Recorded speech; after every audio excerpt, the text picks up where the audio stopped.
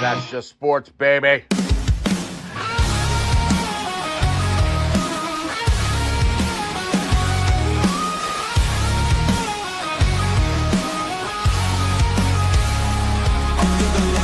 Crowd goes wild. Strawberry ice, bringing fire and style. Reds, Bengals, Bearcats, all in my zone. This is my stage, my mic, my throne. Boom, like a hammer, I'm breaking the game. Strawberry ice, you're gonna know my name. Sports Talk Thunder, hear the podcast roar. Cincy's line is kicking down the door. Step into the lane where the passion ignites.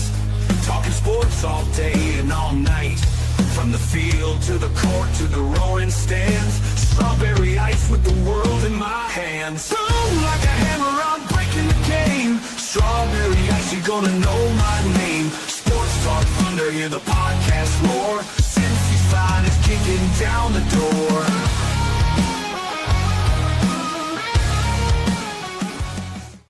Hey guys, what's going on? Welcome to the show. This is Sports with Strawberry Ice.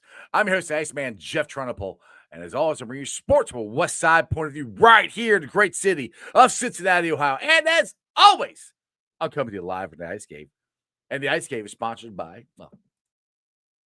All right, shout out to my sponsors. They are Party Lawn and Landscaping for all your lawn and landscaping needs. You need your grass cut, you need shrubbery trimmed, I don't know, you need a paper patio, you need anything, I mean anything.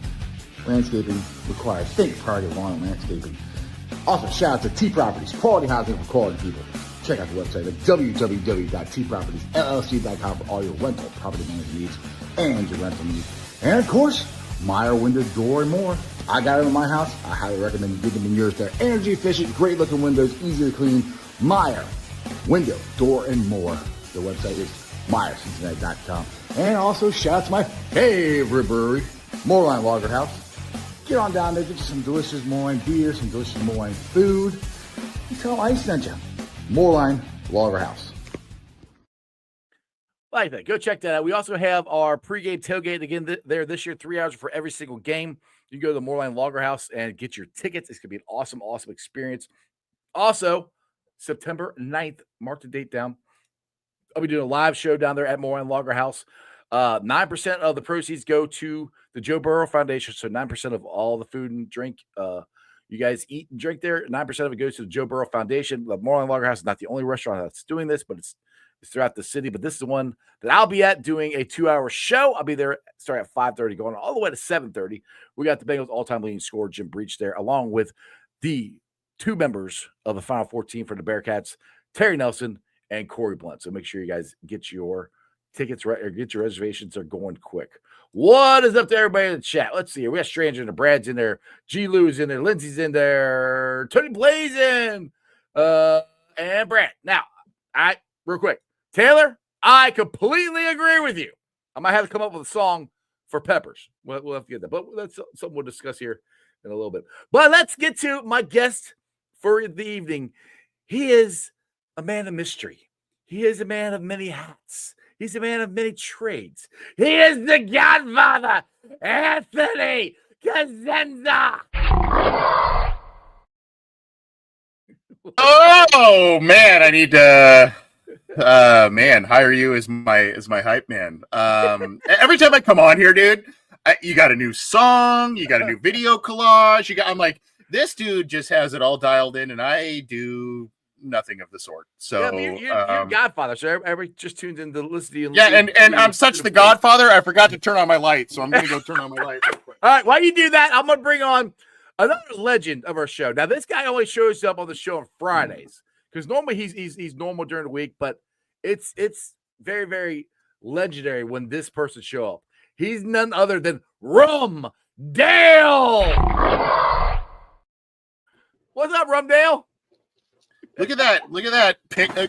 Can you pull that picture back up with that little sly smirk from Dale? Yeah. Look at that! I love it. I love it. That's pure sex on a screen right there, AC. Sex appeal galore. I mean, that is unbelievable. This is why you guys brought me on to Cincy Jungle for the sex appeal. Clearly. That's right. That's Clearly. right. Clearly. That's Clearly. right. Now I am going to center myself here. All right. There you go. That's better. All right. So, AC doesn't know about our song. He doesn't know. Well, you told me about it before we took the air Yeah, briefly. but he didn't see our song. A Dalton Reisner, a Dalton Reisner, a Dalton Reisner. We said Dalton Reisner. Joe Burrow is healthy. Jamar Chase is the best receiver in the league. I hope our defense don't suck. It was a lot better the first time. All right. So it was my first time. So it was great. Magical. You gotta check it out on the Twitter. We got it out there.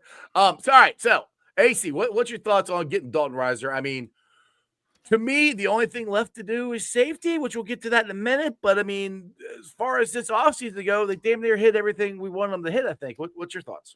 So I've been thinking about this, and especially since you so kindly invited me onto the show, I've been thinking about this a lot over the past, day or so. And look, the Cincinnati Bengals have taken their public lumps, right? They've had a lot of people criticize them. They've had a lot of people doubt them. They've had the bottom line. There's a couple bottom lines here. Number one is when you look at the offseason, they got Jamar Chase done. They got T. Higgins done. They sort of got Trey Hendrickson done in a way. And now you've got Dalton Reisner in the fold. What they do, I feel like they have gone a bit all in a lot of different ways, but it's the problem is, and when we cover the team, when we root for them as fans, whatever, it's just never on our timeline, and it's not necessarily on within our parameters of what we want some things to look like. The Trey thing, I'm glad he's back. I'm glad he's happy to a semblance, but I think we can all agree that just got kind of ugly and tit for tat and all this kind of stuff. And you're going, I don't know. I just feel like now this team should have zero distractions. There are minimal injuries going into week one. I like the Reisner signing. I would have liked to have seen a little bit more urgency on that front. But the bottom line is they were like, hey, well, we'll put the feelers out. Then Dylan Fairchild started playing very well in the preseason. So they're going, well, maybe we don't need this as much as we think. And then you've got Lucas Patrick, some injuries and some, hiccups in play and that sort of thing. So now you're kind of going, okay, this makes a lot of sense. Now, again, not on our timeline, probably not on Dalton Reisner's timeline, but you look back at this offseason, it's been a roller coaster. It's been frustrating. But the bottom line is they've got a lot of things done. And they've got a lot of people here for the long term. Trey is one. I think we all still want to see him in a Bengals uniform for a long time. But the fact of the matter is he is now not distracted with that going into week one. You don't have the Micah Parsons situation, which would have just been a nightmare for the Bengals PR department, however small that may be. But look, the bottom line is, and this is also what's frustrating, is you kind of feel like a team that has a bigger front office, that has more bandwidth, would have been able to get these deals done potentially sooner. or differently. Right. But the fact of the matter is the Bengals are who they are. They probably feel like they won at the negotiating table in some respects, but they also got guys in the building, zero distractions, minimal injuries going into week one. Damn. Toast stamp. I do think the Bengals will feel like they won, and I feel like Trey's one of those guys who's going to be really good for a long time, like a Whitworth. I wasn't as worried about that age 30 for him as a lot of players. He seems like an all-in guy when I'm playing football if I'm not retiring, which is one of the reasons no one thought he'll set out for very long. I thought there was a scenario he set out for a week to prove a point if there was no deal even like the one he got where $30 million changes your mind. Yeah. But I'm way cheap when you look at Parsons with 47, Garrett with 40, Watt with 40 plus, whatever he ended up at. And he's a guy with 17 and a half sacks back-to-back seasons. So I'm sure the Bengals feel very good because there was no tag clause in that, which I think was so important. Right. If I was Trey's agent, I would have said, I want that in the link. I want that you tag me next year. because Schefter's reported it's going to be about $34.8 million for next season.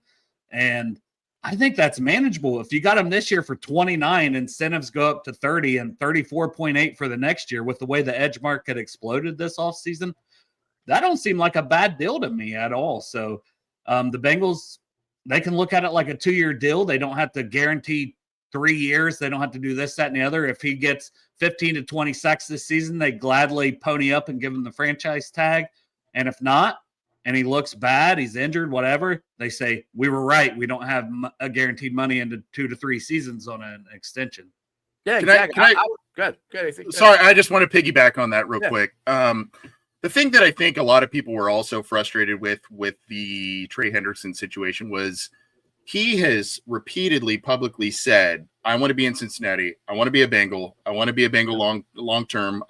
And so if you're looking at this not from a football perspective, but from a business perspective, if you are a business owner and you have one of your best employees, and I hate to kind of phrase it like that, but that's just kind of truly what it is. Well, they are. That's how they look at it. Yeah. If you have one of your best employees obviously wanting and deserving a pay raise and long-term security, you would think that it's like, hey, let's rush to the table and make this happen. Right. And I think that's where a lot of the frustration is from the fan base. But I will say that, you know what, and what Dale said about, he's more like a Whitworth other than other Bengals players who have signed longer term deals and fell off the cliff towards the end of their deals. Mm-hmm. I do think Trey Hendrickson is an outlier in terms of performance. And I do think he is that Whitworth type of guy. And he's not even really, I don't think he's as old as Whitworth was when Whitworth was trying to get a deal with the Bengals. Yeah, I think Whitworth was like 34 or something, right? Yep. So I think that's where the frustration stems. I like Dale's positive spin on the no tag clause, but also it does pave the way for, oh boy, is this going to repeat itself again next year? It's content. It's content. Yeah. I mean, that's the thing I said. Like me and Dale talked about the other day. Like I was shocked that they didn't put a tag on him. But I'll put it. We're going to go through this again next year. Which at this point I don't care. It's about this year. It's about this year. Yeah. But the thing is, like, and that's the thing where I agree with Dale. I'm surprised they did not put that in there that you can't tag him because they could easily tag him and they can tag him again. So they tag him twice. That's guaranteed money for him. So it's which if they're willing to do that, then it's like, why the hell didn't they just give him a extension? But they're not stuck with the guarantee. So I get that.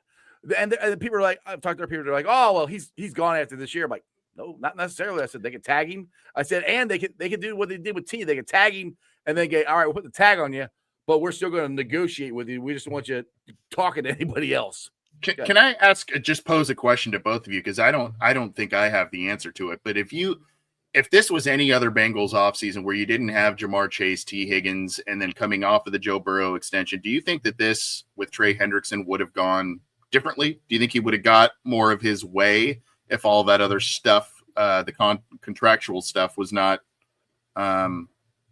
looming, I guess? For me, I think he would have been holding out week one. I think he is more willing to come to that compromise.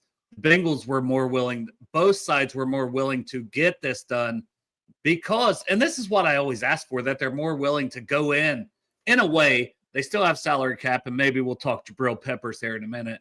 But signing Noah Fant, signing Dalton Reisner, it's moves that they normally don't make. And yeah, we wish these moves happened months ago, but the end result, where we ended up, right? It's not the road we would have traveled, but it's where we wanted to end up at the end of our journey. Yeah. Exactly. That's what I've said that last couple of shows. Like, this ain't the way I wanted it to happen, but they got damn near everything done.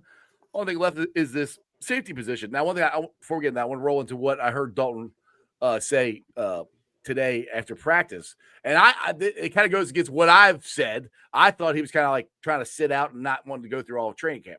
Now, this could be just player speak, like, because everybody else had to go through training camp and he didn't. He's like, I didn't want to do this the last 2 years, but that's just kind of the way it's worked out with free agency. And he said, hopefully I won't have to do that next year. Hopefully, he'll be here is what he said, which I hate to say. I don't think he will be. I mean, I think it's going to be a 1 year done, depending on well, it depends on how Rivers does this year. I think I'll put it that way. I think Rivers is the guy they want to be there, but you never know. Again, going to next year, they don't really have any big content. Yes, Trey, but there's nobody huge like say Cam Taylor, Brand, or Jackson. Yep. Yeah, and That's they the one I was potentially gonna could be say. depending on how the year goes, but they're still not. They're quarterbacks. It's not going to be break the bank deals. So I think the Bengals are in really good shape to keep this team pretty much intact going into next year. Yeah, I mean, you guys know they will never put themselves in salary cap hell, even with all of these signings that they and extensions that they've done the past year, 2 years, that sort of thing. So they will never put themselves in that position, which is it's kind of frustrating, but it's also a very good thing, because then eventually you're cutting players where you're like, this is a good player, but we can't swing this anymore, type of thing. So I mean, that's going to be the deal. But I do think that, again, this is the cynical Bengal guy in me. I do think that the next couple of off seasons will be, hey, we're going to do some different things in outside free agency, rental deals, team friendly deals, and we're going to draft and develop. If you're talking specifically about right guard, Dalton Reisner with the Bengals long term, that's not who Dalton Reisner is anyway.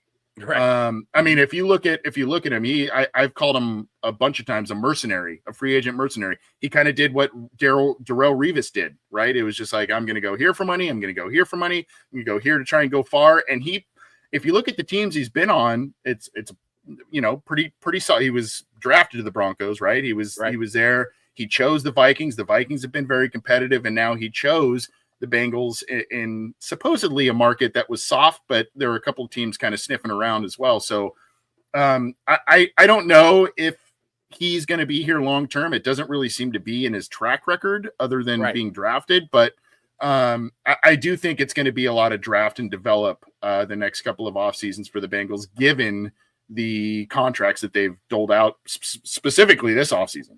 Right. Well, to be fair, I was just going to say, to be fair, as you say that, it's two teams, 4 years, I think, with the Broncos, and then 2 years with the Vikings. So, and we can look at like Cody Ford.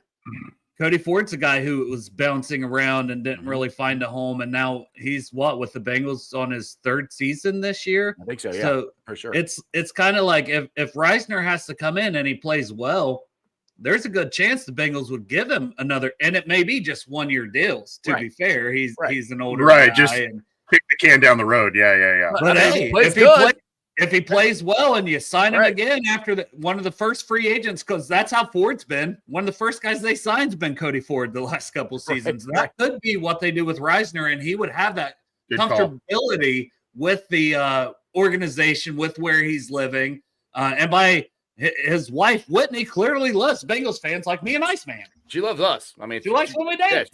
She put us on our Instagram story. So I mean, well, you guys are big league. I'm just I mean, you get all the.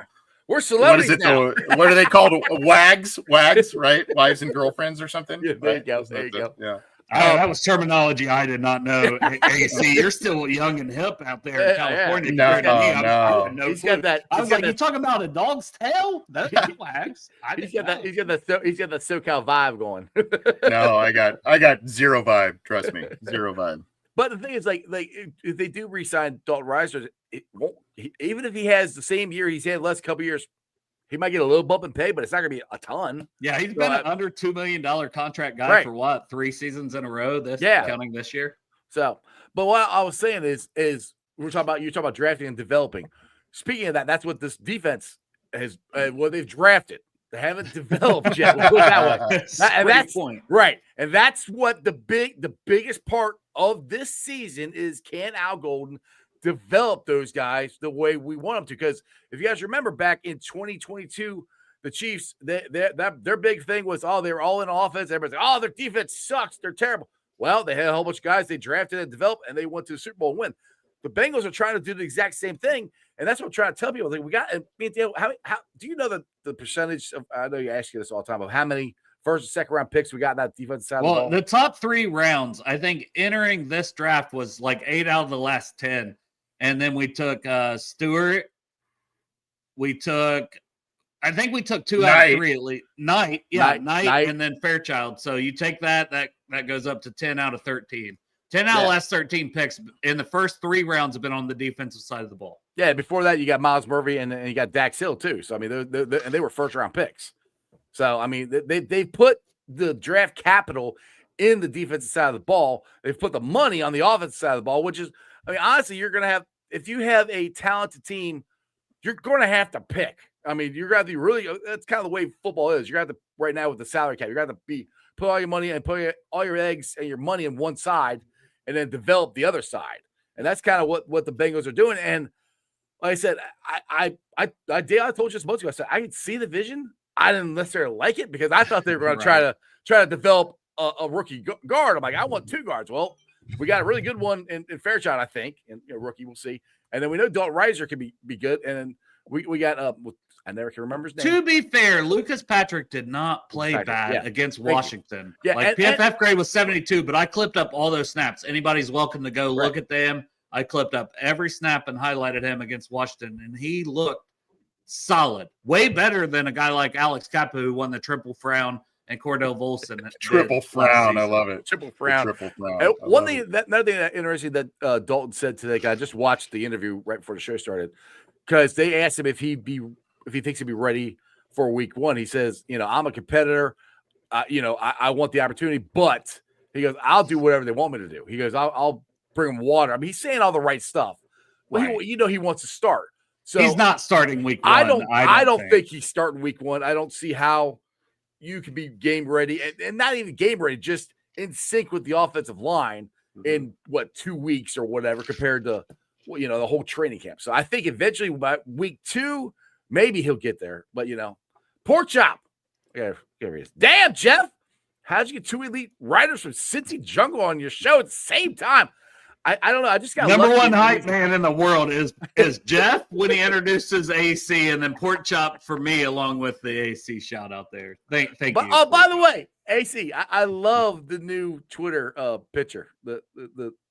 Someone sent it to me. I think it was AI generated. It's not so flattering to my face. It's a little. It gives me a little bit of a fat face thing. But I mean, and I was like, this is cool, but it's also a little creepy. I'm just petting like a little tiger cub. That's kind of weird. But I mean, I'm in a suit. I'm in a suit, which I rarely wear, and so I said, "What the hell?" I say you go full Mike Tyson and do the real thing. Get a picture with the tiger with you in a suit, and have the real deal. Now we're talking. Yes, and post it all over Cincy Jungle. That would be awesome. Well, Mike, if you're listening, let's make that happen, buddy. Oh, Pork Chop said he's the one that sent it. Oh, that's right. Yeah, it was Pork Chop. That's right. That's right. Yeah. The Bengals. Godfather. Yeah, that's right. Yeah. By the way, Chop, you should have a shirt. Bengals Godfather with oh my God. That's true. Oh my God. The Chop Shop 513.myshopify.com. I will buy one. You guys know I'm the biggest self-promoter of all time. I promote my stuff so well and promote myself really, really well. That's sarcasm for those who do not know me. Because I mean, we got Derek. We have the Derek Cam Titty Guy T-shirt. There's no reason we cannot have an AC Godfather shirt. Exactly. I'll buy one. I'll wear it on the show. I'm like, the Godfather. Facts. Same. Yeah. I'm in, Chop. Get it made. Do it, all right, Chop. guys. I got a fantasy football draft. I wanted to hop on because I wanted to. You're the man, Dale. You're the man. I wanted to thank you, AC, for helping get me an opportunity with Cincy Jungle, and Jeff for always giving me an opportunity to come on your show. First show I ever went on with Jeff's show. So, well, the first 2 guys that mean a lot to me. Well, I appreciate you, and I don't want to cut you off, Jeff. I'm sorry, but I appreciate you, and I'm just glad. Sorry, it was delayed on some of the things on Cincy Jungle, but I saw a couple things today, and I'm like, hey, dude. No thanks necessary. You deserve it. You deserve whatever. And I respect you, and I'm glad we were able to make it all dialed in. So yeah. And you've missed the very first show of Bengals and Brews with me and Dale. Nobody will ever see it, but it was the greatest. 20 minutes. I forgot to hit that live button twice. Is it unlisted? Unlisted? He didn't hit live. Private, unlisted. It was just Dale. Go ahead. I'll let you explain. You got to hit the live button twice. Derek had done the first show we ever did, just me and Derek, and you have to hit live, but then on StreamYard, you have to hit live again. And so I hit live once, didn't hit it the second time. Me and Jeff did 20 minutes of a We were show. rolling. It was great. Freaking awesome. And then I look up and go, oh, damn it. I didn't hit Not that live recording. twice. Not But, recording. it's literally going to nowhere. No one. Hey, what's your pick in the draft, in the fantasy draft, and who you taking? 8th, and I have no idea because I'm picking 8th. Yeah, it depends on what those fools- Probably a running back. I'll just say that. I want to get 2 Really? running backs in my first 3 picks. You know, Chase Brown. Okay. Well, like Jamar Chase is going to be gone. He is, Chase Brown. especially it's all Bengals fans. You know, it's the Project Game Day guys, so Chase Brown. he's going to be gone. Get Chase Brown. That's what I would do. You think he's going to be gone? Jamar Chase is going in second or in the top 2 to 3. No, I'm saying Chase Brown. Chase Brown. You Oh think Chase no, Brown? at pick 8, no, but I don't think I could take him at pick 8. But I might have to in this league. I might have to in this league. I might have to. Dude, I'm telling you, he's going to break James Brooks' all-time yards per scrimmage. It's going to happen. He very well could. I'll let you guys keep at it. Hey, Thanks for having me on for a you're little the bit, man, dude. Iceman. See you guys. Dalton Reisner, Dalton Reisner, Dalton Reisner, Dalton I hope my defense don't suck. Rumdale. What is wrong with him? That's Rumdale. All right, so let's get into this safety thing here. Jarrell Peppers got released from the New England Patriots. There's still Simmons is still out there. To me, this is the one position, and I don't think they should come in and start. I mean, I think they're coming in and I want it for backup. I think I really like Tyson Anderson. I'm not. There's no shade on him at all. It's just depth. That's what I want. What's your thoughts?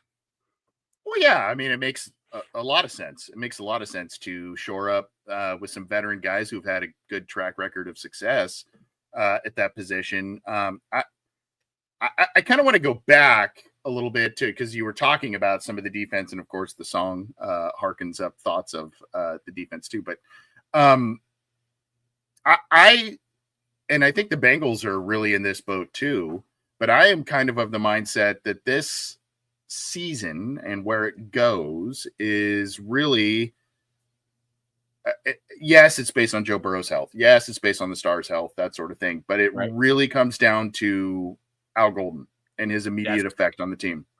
So, I think, again, if they're just middle of the road, that is fine. Right. That's all they need fine. to be. Right. That's all they need to be. And we've said that about the offensive line right now. So I do think a veteran safety would be a nice addition and a need. I've been thinking more about this. I do want, and I know you've got Cody Ford there and that sort of thing. I do want the Bengals to look at another Trent Brown type swing tackle off the bench, depth, can play either position, that sort of thing. I just because Mims was hurt last year, Orlando Brown's had a couple of injury things over the last couple of years with the Bengals, and you just kind of want that insurance policy in place. But yeah, I mean, in terms of safety, that makes sense. The Bengals have lost some veteran leadership, not only Jesse Bates a couple years ago, but Mike Hilton this offseason, that sort of thing. So just in that secondary group to have someone who has a high level of, so I think that makes a lot of sense. It's just, who is the guy that may fit best with what Al Golden wants to do? And you kind of feel like Peppers, just because Golden may utilize a little more blitzing, you kind of feel like Peppers might be a little bit better of a fit in that regard. But, again, you're losing a lot of experience, whether it was, Bates and Von Bell and Mike Hilton. You're losing a lot of experience there. And I know Von Bell didn't play great last year for the Bengals, but, I mean, it's just you're still losing. Yeah. So, I think they would be wise to do it. But, again, I've said this on our show and different times. It may be a situation where the Bengals play a wait and see thing for the first week or 2 weeks, and then they see a guy out there that's lingering because Ice, as you know, they like to sign a guy a week or 2 weeks into the season because that contract is not fully guaranteed. Yep. So that may be something that the Bengals, I don't know that they immediately explore it like pre-Labor Day, but they may take a week or two in the season and say, yeah, this just isn't working. We need some more leadership and depth and that sort of thing. Let's bring someone in, and it's now a team-friendly deal. Yeah, so from what I've gathered here, Jabril Peppers, PFF was fourth rated safety overall in 2024. He has less than $5 million guaranteed on his contract, so he's still got guaranteed money that I guess the Patriots owe him. So to me, I'm like, if it's guaranteed, then that means that would be less money the Bengals have to pay him. So I mean, to me, that would be even more of a no brainer. Like, you don't have to pay him as much because the Patriots are already paying him. Can we talk about the purge that's happening with the Patriots? I mean, they just let go of a couple of big name guys right at the last cuts here, and Cole Strange was one, and Peppers. Yeah, I mean, just odd I don't know what's happening. Well, and the thing is, Peppers. I think Peppers was one of their captains last year too, if I'm right. So I think they got cut all their captains. So it's Vrabel's putting his stamp on it, I guess. I mean, he wants I guess you either do it his way or you're out. It sounds like so. I mean, it is the Patriot way. The Patriot way. Maybe this is the Vrabel way. Who knows? Yeah. But I mean, that is interesting how many they have cut out there. But but I do agree with you. Going back to what you said with the swing tackle, which I do think if you have Dalton Risner out there, Risner, I think, or excuse me, Rivers will probably be your swing tackle. Maybe as of right now. Yeah. I don't think do you think Patrick they put the veteran out there as a swing? No. Right. No. So if you got him, that's where if you could get another veteran swing tackle, that would be better. But I mean, let's be honest, this offense line is on paper, I'm gonna put it on paper, is the best offense line Joe Burrow's ever had. I mean, just go look at the offensive line we had when we went to the Super Bowl. I mean, half those guys aren't even in the league anymore. So good. No, I'm sorry. Go ahead. I'll just say if this offensive line is as good as I think it is, and Burrow has, I don't know, 5 seconds to throw the ball, dude, we're gonna kill people this year. That's where I'm like, I'm so high on this offense. Like, I remember the greatest show on turf, the '99 Rams, where they were just destroying people. That's honest, and I'm not trying. This ain't orange colored sunglasses ice. This is legit thing that the Bengals could do with the 2 tight end set, the wide receivers we got. You got Burton, who we're not even really sure what we have with him, but if he's got his head on straight, he's going to be really good. And then Chase Brown, I said, I think he's going to have a breakout year. I mean, I'm really high on this offense. Well, yeah, and everyone should be. There's a lot of explosiveness. There's and this could be said about the defense too. There's a lot of athleticism on both sides of the ball. Now, the offense has realized the potential of that athleticism, whereas the defense is not necessarily. But I mean, I think this team is hyper competitive, and I think having distractions out of the way going into the season is a big deal.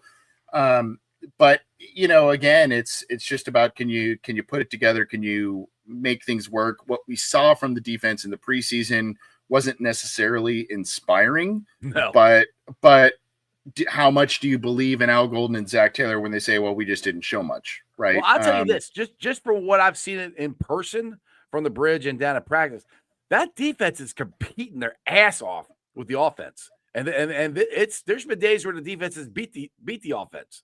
So that's where I'm like, the defense I see with my own 2 eyes at practice is way better and way different than what I've seen at preseason. So take that for what it's that's good to hear, good to know. And but yeah, I do think, going back to your initial question about the best offensive line that the Bengals have had, yes, I do believe, and we've probably said this before now with Orlando Brown and Alex Kappa and that sort of thing in the fold, but now you have if Dylan Fairchild continues who he has been in the preseason, and what you've got from most of the guys, if Mims takes that next step, given his profile, athleticism, etc. Yes. And then the good thing, Ice, is if the Bengals hang on to Lucas Patrick, they hang on to Cody Ford, Jalen Rivers is in the mix. I still want another swing tackle, even if Jalen Rivers is that guy. But you do have some guys, if somebody, God forbid, goes down, knock on wood, whatever we got to do here. Yeah. You do have some guys that seem to be capable to step up, and not a practice squad call-up, not a guy who hasn't played in a number of years, or, that like that Super Bowl lineup that you mentioned. Right. So I do feel more confident in this offensive line, the starting unit, as whoever the right guard may be, as well as if there is something in the form of an injury, people stepping in and playing competently. Yeah. Now, one thing when you're talking, it just hit me. Now I've said this a couple times that everybody's happy and we don't have any contract negotiations going on right now, heading into the season. I'm wondering, did the Bengals front office learn something from last year of how they drug their feet with Jamar Chase and everything, how that went into the first and maybe into the second week last year, of how this offense didn't really get going until then, how all of that was hanging over them. And now we're 2 weeks, week and a half out, however long it is till the season starts, and there's nothing. There's no contract negotiation. Everybody's happy. Everybody's helping. I'm like, the Bengals, they just go, all right, what will it take to make you happy for this year? Okay, we want to get this done. We want you in here. We want you happy. We don't want this dragging on to the off season, or I mean, to the middle of the season.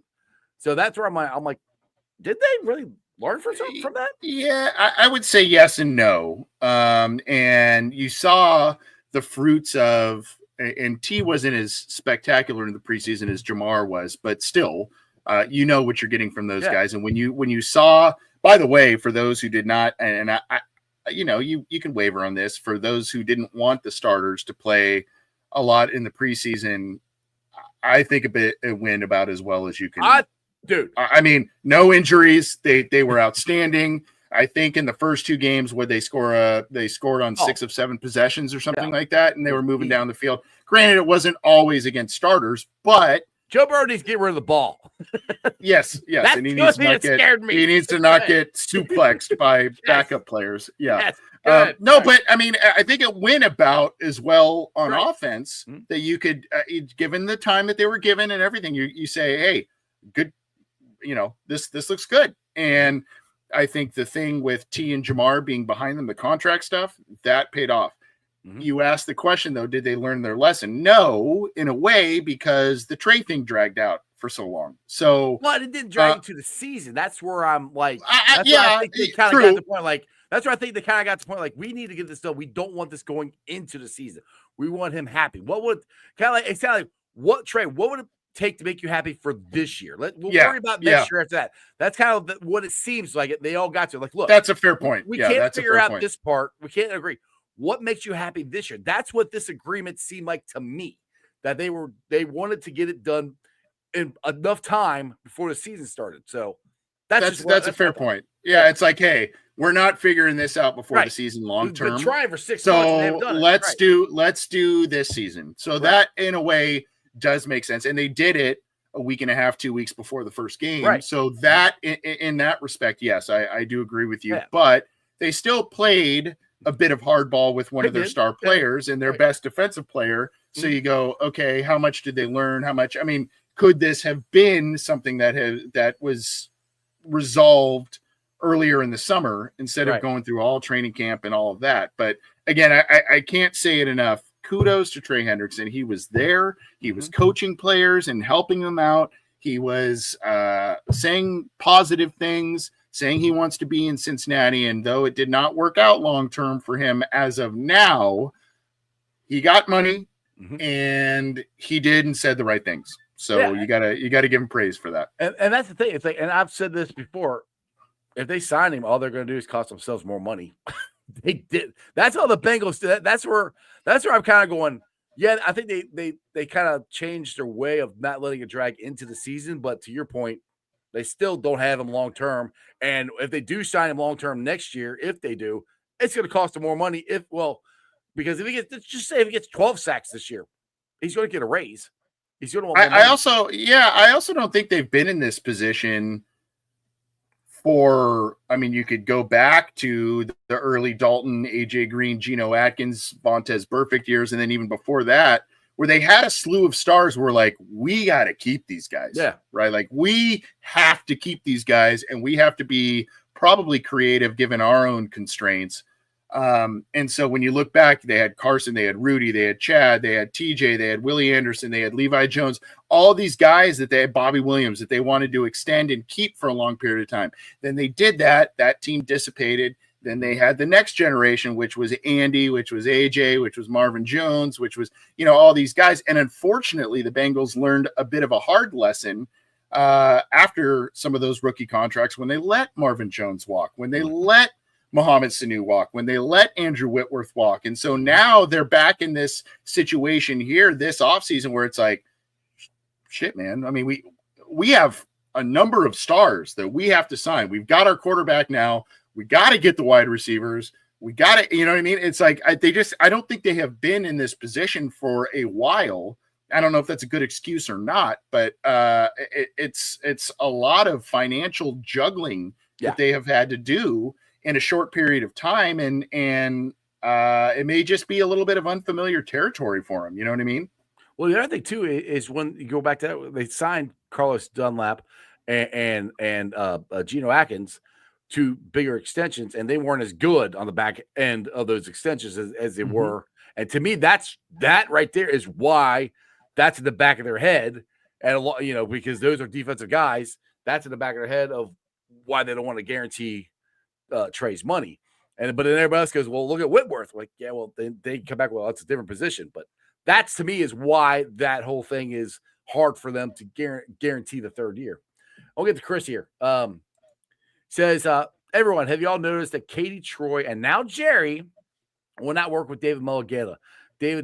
Dallas traded Parsons and Jerry wouldn't even talk to his agent. Well, not true. The Bengals did sign a contract with a Mulligata guy. It was Joseph Osai. So that is that is not completely true. But people, if the Bengals draft good players, they're gonna have to talk to David Mulligata because the man is getting his players paid. He's kind of like and maybe not the same, but he's kind of, remember the baseball guy, David Boris? Yeah. Hard-nosed guy, got the big contracts, that sort of thing. Maybe not the easiest to work with. So, and Mulligata has an office about 15 minutes north of my house. So I'm thinking about stomping in there at some point. And I'm kidding. No, I'll come. No. But yeah. And kudos again to, T. Higgins, who that was his representation, and it just wasn't. Yeah, he did not. It was not getting across the finish line. It was dragging out. It was two hard-nosed negotiators on both sides, and he was like, "Dude, my best shot at a Super Bowl, my best shot at accolades, my best shot at awesome statistics is in Cincinnati, even with Jamar Chase. Plus, I love Joe Burrow. Plus, I love Chase. So I want to stay here, and I know you were representing my best interests, but it's not getting done." So the thing with David Mulligata, honestly, this is what all agents should do. All they care about is getting their player the most money. They don't care what team it is. And that's sometimes, that's the way they should be. But that's, and Corey Dillon has told me this on the show. He's like, you don't work for your agent works for you. And that's where I think T might have been like, hey, I want to work with these. I want to be here. And David Mulligata is like, no, we got. I have a reputation, which he does, of getting the most money. I don't think David Mulligata wanted to cave, and I don't think he wanted to have T. Higgins, who could have been the highest paid wide receiver in the free agent market this year, signing with the Bengals for less money. So that's why I think T had to stay here. He had to get rid of him. Do you have any doubt that if T. Higgins hit free agency, that he would have ended up in either Cleveland or Pittsburgh? I have zero doubt. Maybe even Baltimore. I don't know. So that's where I say kudos to the Bengals, and T as well. But like, that could have spiraled in a really bad direction, and it was not trending in a good direction because they just kept kicking the can down the road. But I have little doubt, or he would have ended up on, maybe the Colts or a team that's kind of not so great, or fringe or whatever, and it wouldn't have been the best situation for him. But I have very little doubt that if he would have hit open free agency, that he would have landed somewhere in the AFC North, and it would have been a double kick in the teeth. You lose a good player, and then he comes back to haunt you. So, I'm just glad that worked out. And for all of the complaints we have had about the Bengals negotiations and their free agency and all that, their star players are saying, I want to be here. And whatever it is. Paid. And they're getting paid. Whether it's Zach, Right. whether it's the culture, whether it's Joe Burrow, whether it's whatever the cause is, it's probably a combination of a lot of those factors. They have made a commitment, and Trey Hendrickson as well. They have made a big commitment to say, I want to stay in Cincinnati. I want to make it work here. I want to win a Super Bowl here. I love the city, right? Everybody says, I love the city. I love the city. Awesome. Yeah, the city is awesome. City is awesome. But I again, when you go back to like the 90s and the Bengals had to like get their star players, kicking and screaming, dragging them to your Carl Pickens, your Corey Dillon, that sort of thing. It was like, well, we're a shitty team and we don't really have much of a direction, but we'll pay you a lot of money. And they go, okay, fine, I'll stay here. This is more like, I want to build something here. I want to be here. I love the city. I love the fans. I love the teammates. I love the locker room, all that stuff. And so that in itself is pretty refreshing.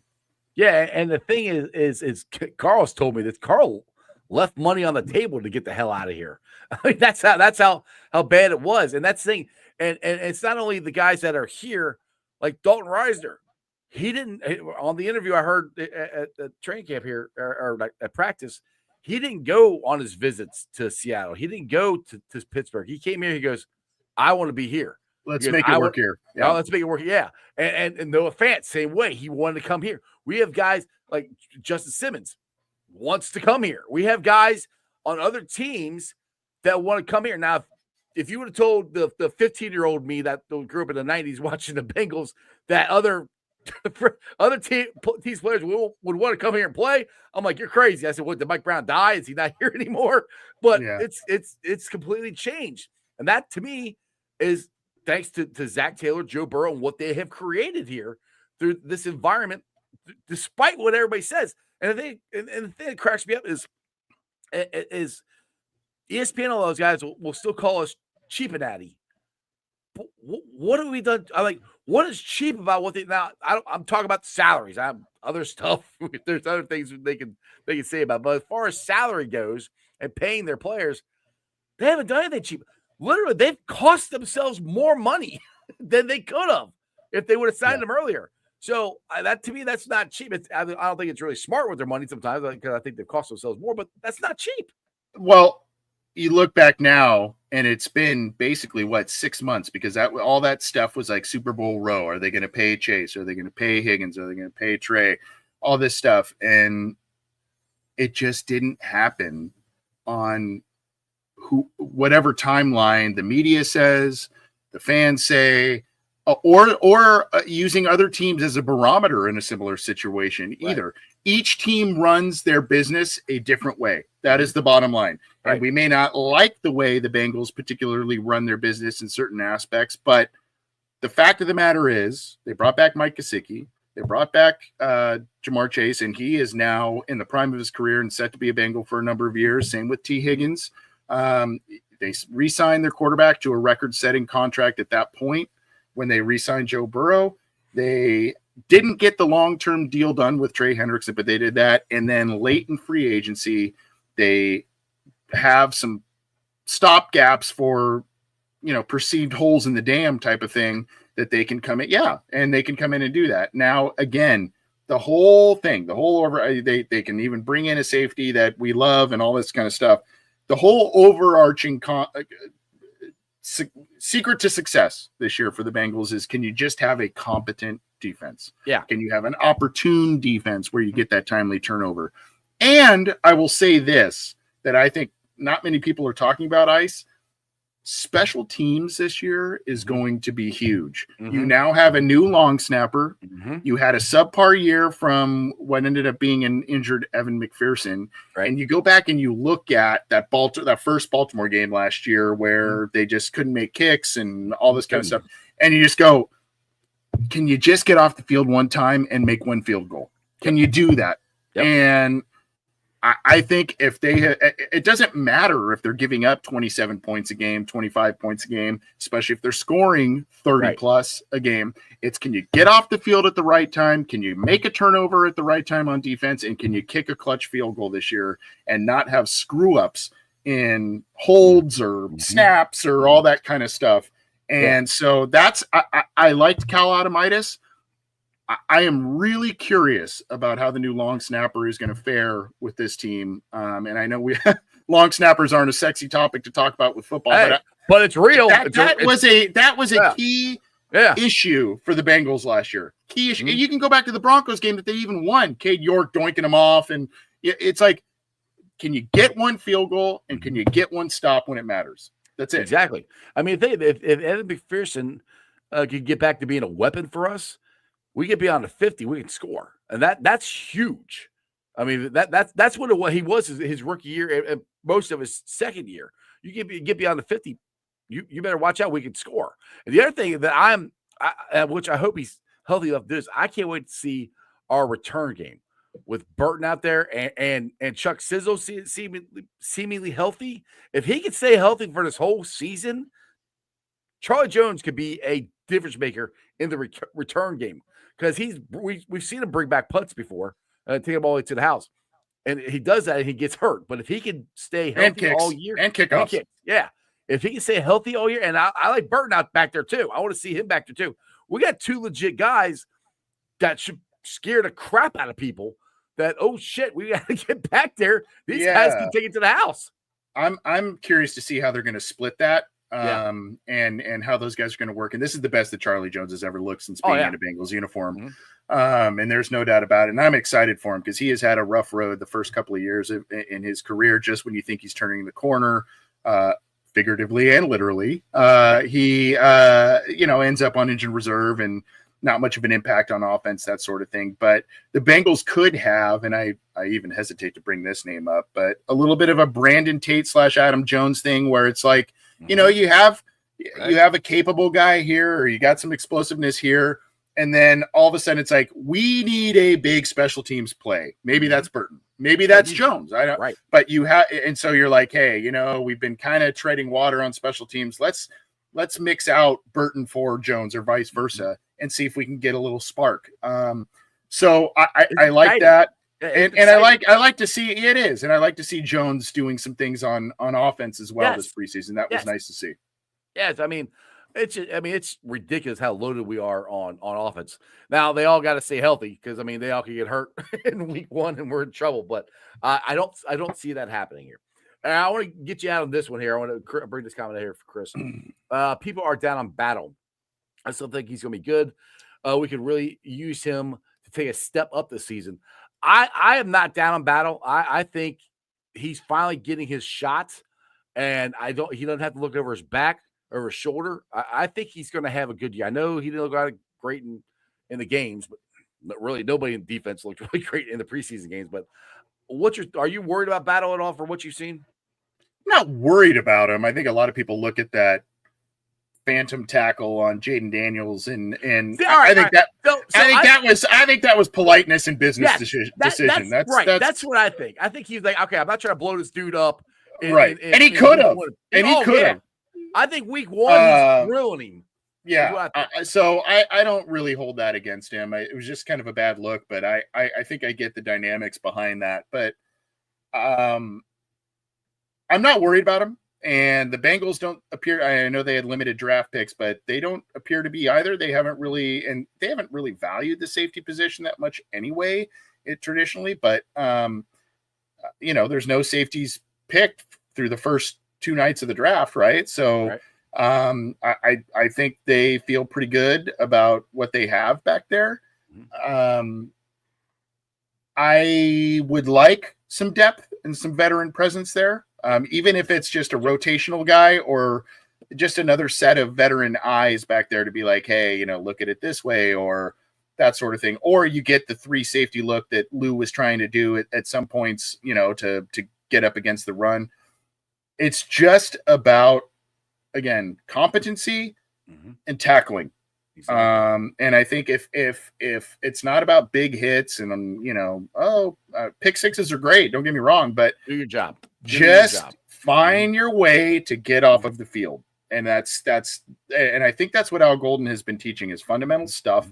Tackle, know where your assignment is, know the angle, and go do your job. I have liked Jordan Battle since day one when he joined the Bengals, but there's been some moments that I have really been like, hey, there you go, and others where you go. Yeah. But I obviously they've got some faith in him, right? Mm-hmm. Otherwise, they would not have.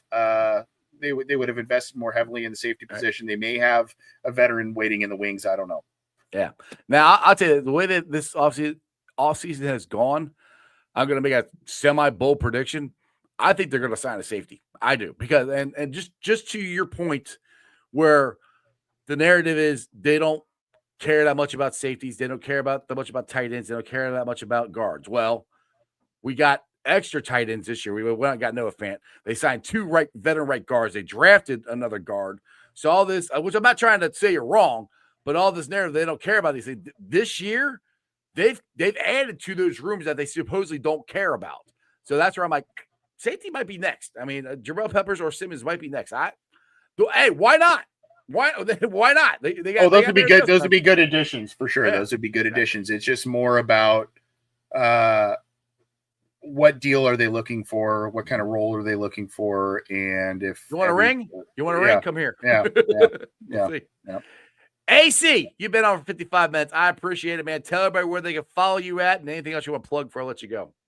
At CJ Anthony CUI, at Bengals OBI, the Orange and Black Insider Bengals podcast, and doing some writing stuff at Cincy Jungle, which now Dale has hopped on board. Ice, if you, I know you kind of dabbled with it. If you want to, a little bit, yeah. If you want to re-explore it, man, let me know. But I will. We had a fun interview. We're gonna probably do a show, John and I. We were going to do it this afternoon, but scheduling stuff didn't work out. But we're going to probably do one maybe Sunday, just to kind of recap a lot of the stuff that we've been talking about. Of course, we take the air and then the next morning stuff happens. That's exactly just inevitably how it goes. But that's why I do it every day. So I know. Yeah, the one day you don't do it, it's like, right. But and we had a fun interview last week with wide receiver Ed McCaffrey. That was a pretty fun one, talking Bengals, Broncos, all kinds of stuff. And we got more stuff on tap. But I always appreciate you having me on. I try and say yes immediately every time. Unfortunately, this last time kind of got kicked around a little bit, so I apologize. Well, Dale's got your phone number now, so I'm gonna steal it from him, so I can just text you directly. Yeah, I gotta text you. We gotta have like a dumbass text chain. Where we're just like, yeah. Damn Bengals. You know. Yeah, I don't know if you can handle that with Dale and the Brew Crew, man. They get a little crazy sometimes. Yeah, I like it. Hey, but by the way, don't forget the Godfather shirt is coming out from the Chop Shops. Oh my god. Yeah, well, I've already committed to. I don't know if anyone's going. I've already committed to going to Green Bay. I'm going to try and make it to Denver, and then I'm going to try and make it to a home game this year too. TBD on the home game. But you and I will have to link up for sure. I mean, you got all the connections. You're doing live shows at freaking breweries and restaurants, and that's the thing. I'm sitting here sweating my ass off in the garage, going like, "Where's my connection here?" Hey, when you come to the home game, just come down to Moreland Lager House. We're going to be down there 3 hours for every single game, and so I won't be at any road games because we're doing watch parties at the Moreland Lager House as well. How fun! So we got you covered. Come on down. All right. I'll get you some delicious Moreland beer. Take a shot. I think I've had it before. It's good stuff. Yeah. We'll get crazy. We'll do some weird stuff. It'll be fine. All right. Okay. All right. AC, appreciate you, man. Thank you very much. You're the man. Thank you. Who Dey. See ya. All right, guys. I hope you guys enjoyed that as much as I did. Go follow the Godfather, Anthony Kanza. He does a great job. Dale's on Cincy Jungle. I might write sometime. I don't know. I got a Substack or whatever that I write sometimes. I don't write enough to. I don't think to make it worth anybody's while, but anyway. But hey, let's check out my sponsor. All right, shout out to my sponsors. They are Priority Lawn and Landscaping for all your lawn and landscaping needs. You need your grass cut, you need shrubbery trimmed, I don't know, you need a paper patio, you need anything. I mean anything. Landscaping required. Think Priority Lawn and Landscaping. Also, shout out to T Properties, quality housing for quality people. Check out the website at www.tpropertiesllc.com for all your rental property management needs and your rental needs. And of course, Meyer Window, Door, and more. I got it in my house. I highly recommend you get them in yours. They're energy efficient, great looking windows, easy to clean. Meyer Window, Door, and more. The website is MeyerCincinnati.com. And also, shout out to my favorite brewery, Moreline Lager House. Get on down there, get you some delicious Moreline beer, some delicious Moreline food. Tell them I sent you. Moreline Logger House. And as always, thanks for watching, guys. I've been live streaming on YouTube, Facebook, X, Twitch. You can follow me on all of those on Instagram, Threads, and TikTok. I will be pulling the sound off later on tonight, put it on the podcast. Do me a favor, listen to it. It's on Beatpod, Apple, iTunes, Spotify, Google, Stitcher Play, pretty much wherever you get your podcast. Please rate, like, and review, and leave a 5-star review and a comment so more Cincinnati fans can find my podcast. So if you comment on it, Spotify and them put it out more. So, you fast forward it, just comment, rate it. Anyway, I appreciate that. Other than that, you guys have a wonderful weekend. I'm about to go watch some high school football, watch my nephew kick some booty. Remember one thing and one thing only, and that is always Who Dey for life. Throw it up, everybody. That's just sports, baby. See ya!